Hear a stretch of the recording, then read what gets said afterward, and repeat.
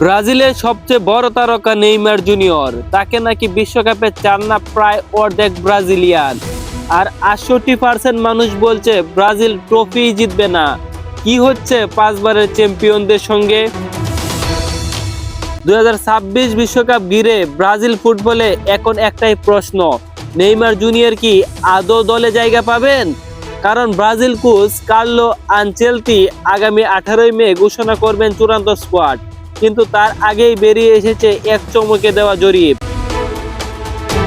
জরিপ বলছে 47% মানুষ নেইমারকে দলে চান, 45% সরাসরি বিপক্ষে, আর 8% নো কমেন্ট। মানে ব্রাজিল এখন নেইমার ইস্যুতে প্রায় 2 ভাগে বিভক্ত। শুধু তাই না, বিশ্বকাপ নিয়ে ব্রাজিলিয়ানদের আগ্রহ তলানিতে।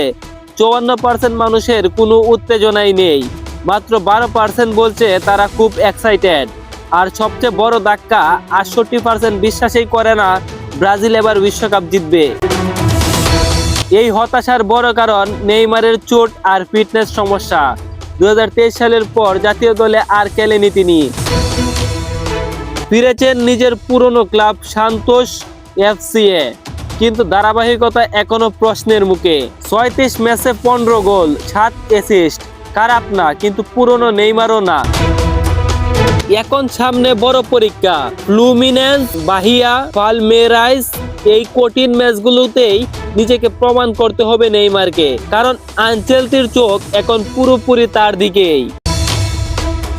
আরেকটা বড় তথ্য, 2026 বিশ্বকাপ হবে ইউনাইটেড স্টেটস, কানাডা এবং মেক্সিকোয়ে। গ্রুপ সিতে ব্রাজিলের প্রতিপক্ষ মরক্কো, হাইতি ও স্কটল্যান্ড।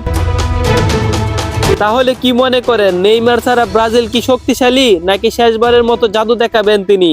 কমেন্টে জানাতে ভুলবেন না। আর এমন আপডেট পেতে চ্যানেলটি সাবস্ক্রাইব করতে ভুলবেন না।